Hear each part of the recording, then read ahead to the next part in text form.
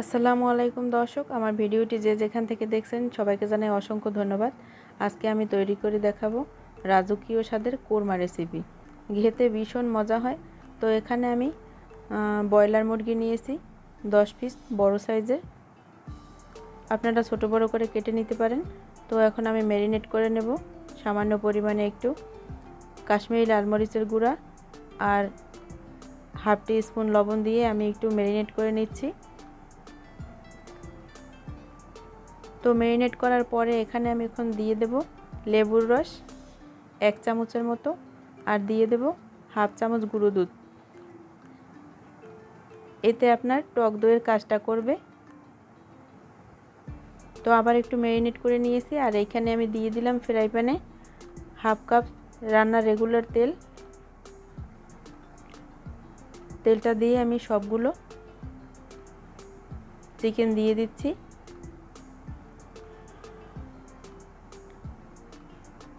কিছুক্ষণ অপেক্ষা করার পর এখন আমি উল্টে দেব। সামান্য একটু গোল্ডেন ব্রাউন করব, তার থেকে বেশি আমি ভাজবো না।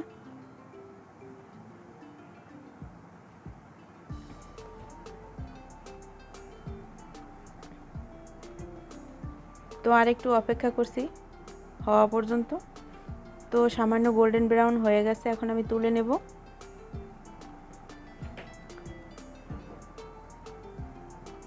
তো সবগুলো আমার তোলা হয়ে গেছে।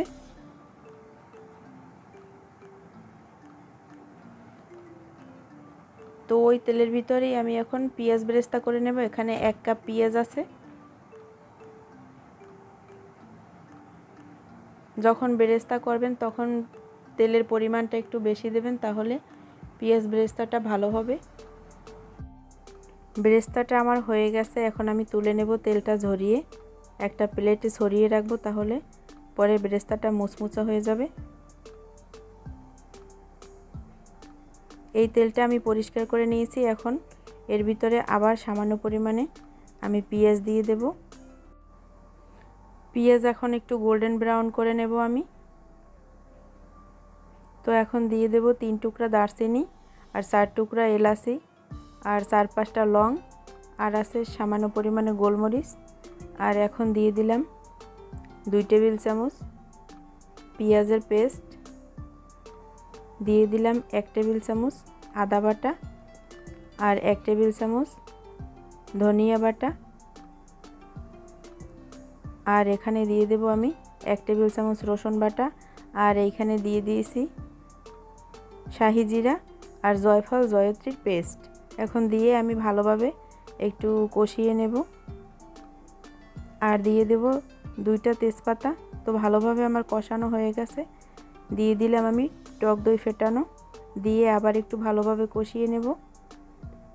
তো কষানো এখন হয়ে গেছে। এখানে আছে কাঠবাদাম আর কাজু বাদাম পেস্ট, আর দিয়ে দিলাম 1 টেবিল চামচ টমেটো সস। এটা আমার হোমমেড টমেটো সস, আমার চ্যানেলে দেয়া আছে, চাইলে দেখে নিতে পারেন। তো পেস্ট দেওয়ার পরে এখন আবার একটু কষিয়ে নেব। মনে রাখবেন, আপনি যত মশলাটা ভালোভাবে কষাবেন, সময় নিয়ে কষাবেন, তত আপনার কোরমাটা খেতে বেশি টেস্ট হবে। আর দিয়ে দেব লবণ। লবণটা স্বাদ মতো দেবেন। আর এখানে আমি দিয়ে দিয়েছি কাশ্মীরি লাল মরিচের গুঁড়া, একটু কালারের জন্য, আর সামান্য একটু ঝাল ঝাল হবে। তো আবারও ভালোভাবে কষিয়ে এখানে আছে 1.5 কাপ দুধ। আপনি চাইলে পাউডার দুধও লিকুইড করে নিতে পারেন।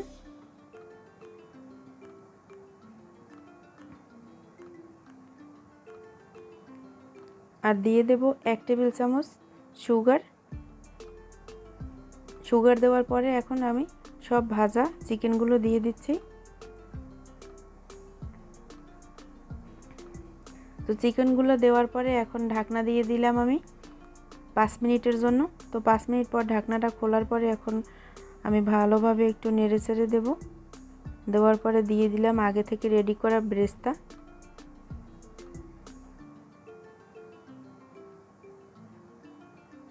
তো বেরেস্তা দেওয়ার পরে আর একটু হালকাভাবে নেড়ে নেব।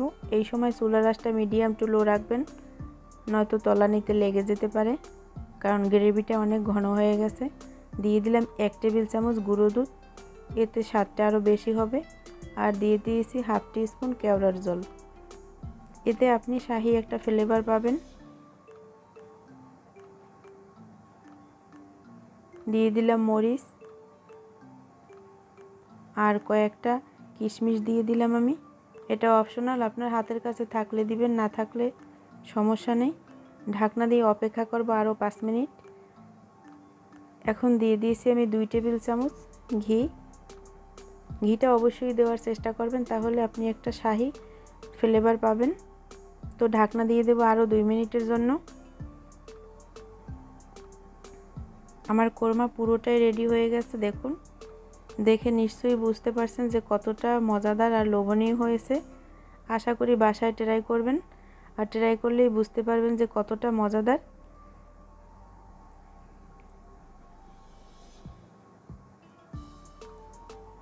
ঢাকনা খোলার পরে আমি আরও 3 থেকে 5 মিনিটের মতো জাল করে নেব।